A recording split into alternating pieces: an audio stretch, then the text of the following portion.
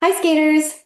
Today's workshop is all about your mindset and how to get the results you want by managing your mind a little bit better. My name is Tonya Crowley, and I'm a performance mindset and nutrition coach. Let's dive right in. So, a little bit of our agenda for today. I'm going to tell you the role of the brain, give you some common examples of what an unmanaged mind looks like. I'll give you an analogy, walk you through some circumstances versus thoughts, and help you identify the difference because it really is huge when you figure out the difference between these two. It's a complete game changer. I am going to introduce to you the model, which is the framework I use when I teach mindset management, and give you some tips. So let's go ahead and get started. The role of the brain. Okay, your brain.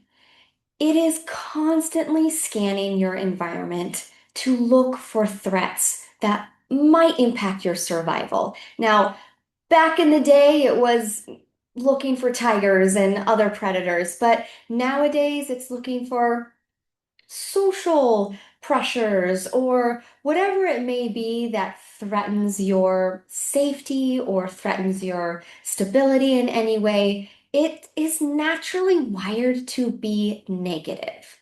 So, and it wants these three things. It wants to seek pleasure, conserve energy, and avoid pain. So when left unmanaged, you're not really going to get the results you're probably hoping for. So let's look at how we can maybe get a little more leverage over the thoughts that come into our mind and use them to actually serve what we're hoping to get. Okay, so here's some examples of what an unmanaged mind looks like. Maybe you lack confidence. Maybe you're comparing yourself too much to the people around you. Maybe you have a lot of fear, like whether that's fear of falling, fear of skills, fear of judgment, fear of making mistakes, things like that. Maybe you battle with some perfectionism. Okay, so that is a clear sign of an unmanaged mind. Maybe you overthink too much and you've got some mental blocks to get through.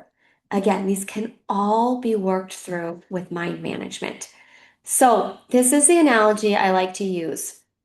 Think of a toddler with a permanent marker. This is like your brain when left unsupervised. It's just going to feed you a lot of negativity, a lot of be careful of this and watch out for that. And if you leave that toddler with the permanent marker unsupervised, they're gonna write on everything. They're gonna scribble on everything as they might ruin something.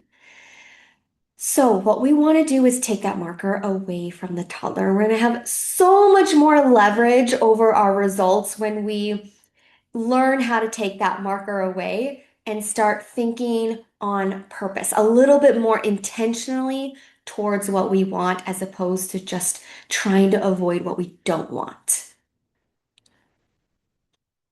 Okay, so this is the model, this is the framework that I use. And your first task is to figure out the circumstance versus the thought.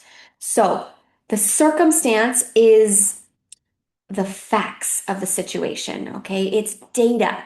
The circumstance is neutral. This is something that can be proven in a court of law. And then we have the thoughts, and this is where the drama and the opinions come into place. So the circumstance doesn't make you feel anything. It's the thoughts that you think about what has happened or what is happening that create feelings, which are vibrations in our body, what we call emotions. And what we do with those emotions are the actions that we take. And then the cumulative actions that have been done determine our result. So as you can see, our result is based off of the thoughts that we are entertaining or dwelling on. And if we learn to manage our mind here, we're going to see more of the results we want. Okay, this is your first big step. This is the game changer. Circumstances versus thoughts. Let's look at these statements. What do you think they are? Is it something that is a fact, or is it just an opinion? Let's look at the first one. I lost my axle. We say this all the time. I lost whatever skill it is that you're currently working on, and it doesn't show up on one of the days. And you say this phrase. This is not a fact. This is a thought. Okay, if we want to make it boring, we could say, I have not landed my axle in 2.5 weeks. Okay, that's data. Now we can think about that data however we want. And when you think the thought, I lost my axle, how does that make you feel? All right, so keep that in mind. I'm overweight. Again, this is a thought and it's a loaded thought. Uh, if we were to make it a circumstance, we would talk about, for example, the number on the scale. But even if we're going to compare it to like charts that say you should be or shouldn't be this size or whatnot, it's still not a fact. This is a statement that brings about a certain emotion, and it's optional. I got a low score in my last competition. Also a thought, and I know we could probably maybe prove it in some way if we pulled up the scores, but your low score compared to somebody else's low score is going to be different. Your low score may be somebody's highest score they've ever gotten. Okay, so this is totally up for opinion and interpretation. It is not a fact. It is a thought. And so if this thought, I got a low score in my competition, makes you feel a certain way, like demotivated, frustrated, sad, embarrassed, or anything like that, then maybe it's not a good thought for you to entertain. And we can change that thought to something else. Let's keep going. She's a talented skater. Okay.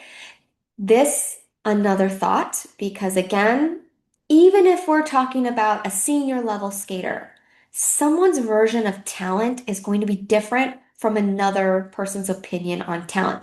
You may think she's amazing, somebody else may not like her style, right? So this is not a circumstance. It's not neutral. This is somebody's thought. I'm a slow learner. How does that make you feel? If you believe that, it's not a fact. Even if you said, it took me 2 years to learn this particular skill, okay? We can make it boring, we can keep it very informational and neutral, but then you layer on a thought like, I'm a slow learner. How is that going to impact you and when you start to learn something new? If you believe that about yourself, that you're a slow learner. And here's the thing. What you tell yourself, your brain is going to find evidence for. It is going to make that true. It will find evidence until you believe that it is just simply true about you. But it's not. It's a thought, and that can be changed. Thoughts are optional. The triple Lutz is a difficult jump. Another thought. All right. So somebody may think the triple Lutz is difficult, and somebody else might think that it's easier to do than, let's say, a triple toe. It's just a thought. So make sure you are aware of the stories that you're telling yourself that you believe are true when in reality, they're just a story. And stories can be rewritten. Let's keep going. If we are not managing our mind, here's maybe what it could look like for your next competition. For example, the circumstance is boring. I have a competition. You can even put like the date of that competition, right? I have an upcoming competition on this date. Okay? Neutral, boring. Now we have some thoughts about that competition. Maybe some things like, I don't want to mess up. I just want to skate clean. I don't want to fall. Okay, we have lots of thoughts about this upcoming competition and what we most of us don't want to do, right? So when we have this thought, I don't want to mess up, guess what? Guess what comes from that thought? These feelings of anxiety, nervousness. And when you are anxious and nervous, how do you skate? Okay, maybe during practice you start to get obsessive and perfectionistic. Okay, and you start to overthink your skills. You're no longer doing your skills from muscle memory anymore, but you're thinking too hard about them and they're starting to fall apart. Okay, it's coming from this nervousness, this anxiety of I I can't mess up. And then guess what? Our result is you're probably going to be a little tense and you're going to make silly mistakes. Because that is not typically how you would skate in practice. And so when you add that kind of anxiety on competition day and that overthinking, yeah, silly mistakes are going to happen. And that's going to be a result which is directly related to that initial thought that you were saying to yourself. So this is if we leave our brain unmanaged. But after this workshop, you're going to have some tools to know how to manage this a little bit better. So let's look at an intentional model instead. All right, we have the same circumstance, right? I have a competition coming up on this date. It's neutral. Now, the thought we're going to have instead of I don't want to mess up is something a little bit more forgiving, like I'm allowed to be a work in progress. You have given permission to yourself to show up in the way that you're going to show up.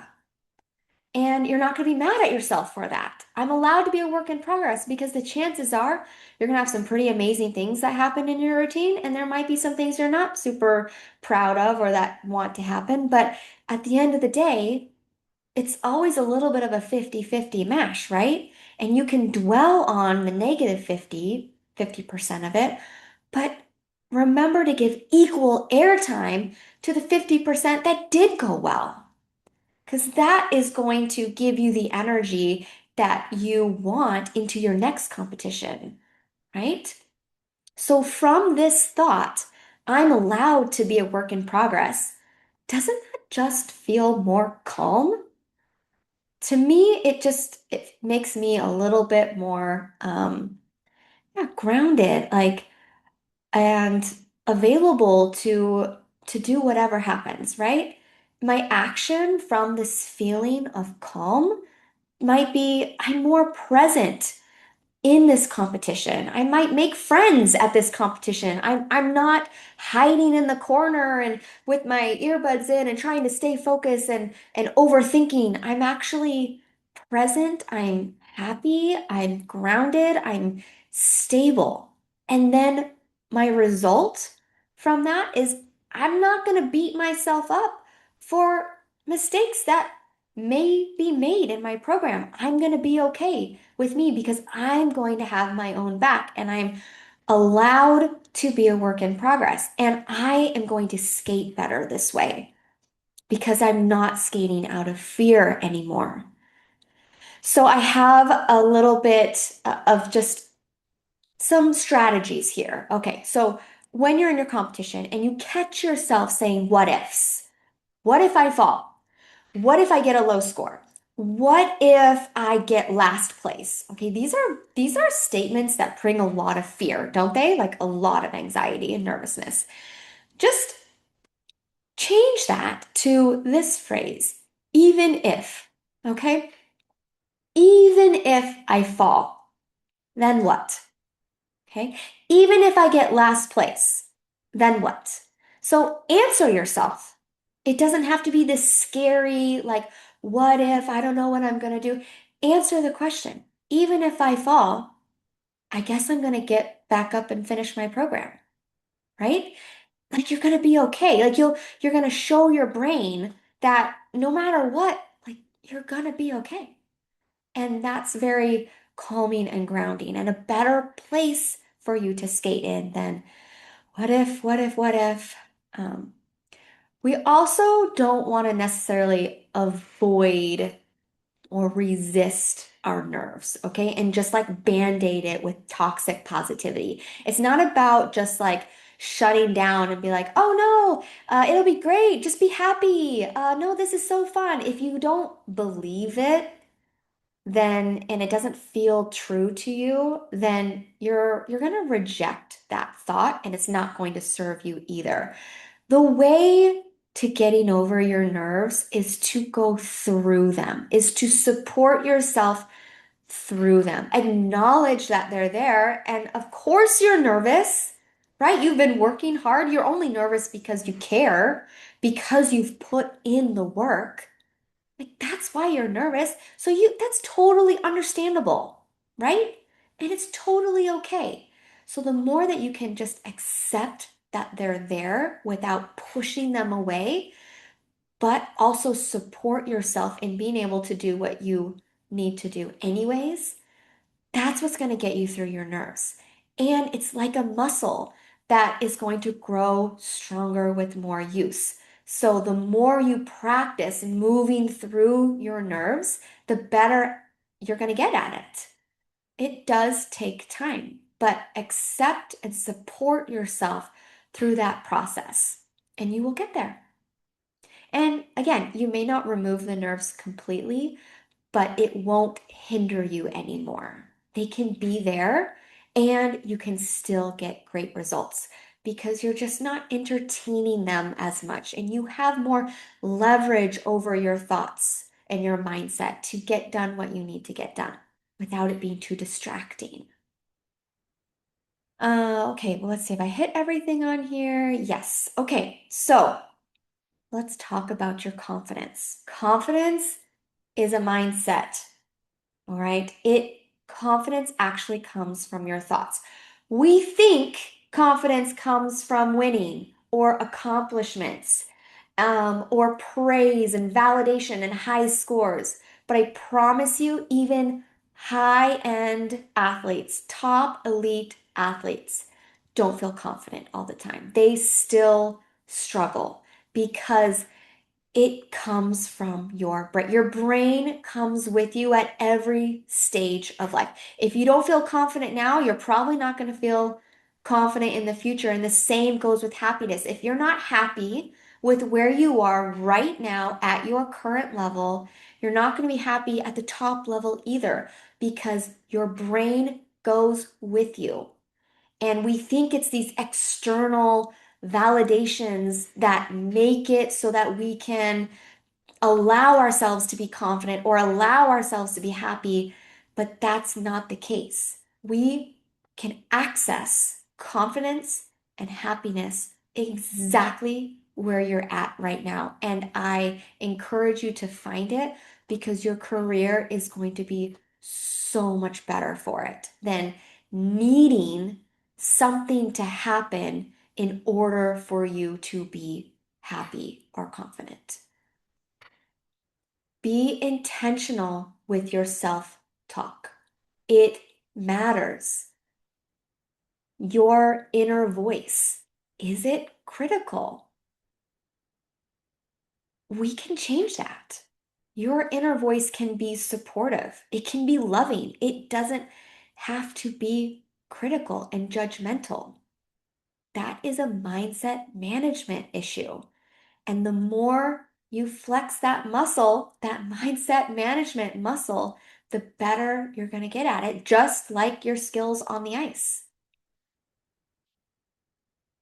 So, where should you start? Here's what I recommend. Whatever you're going through right now that you want a little extra help with, separate the circumstance from the thoughts. Okay. What can be proven in a court of law? What can you, like, can you take a blood test and determine this? Or is it a judgment? Is it an opinion? Is it a story? And if you need help figuring out what the neutral circumstance is versus your thoughts, like you can book a free consult call with me and I'll help walk you through that framework. But try to create one of those models for yourself when you separate the circumstance from the thought, and then what thought what emotion gets generated from that thought, and the action you take from that emotion, and then the result that you get. Try doing one of those models and just to get a glimpse into what your brain is feeding you, and then know that all thoughts are optional.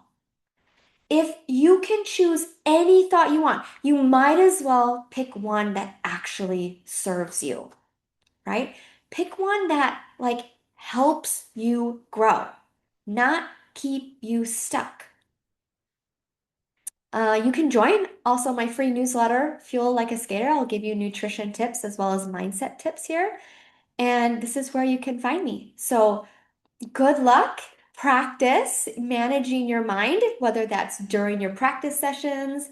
I recommend keeping a journal and just kind of writing down some of the thoughts you had during your competition, during your practice session, just to get a little bit more awareness and leverage over that brain that kind of just wants to feed you negativity and just to keep you safe, mostly to look for threats.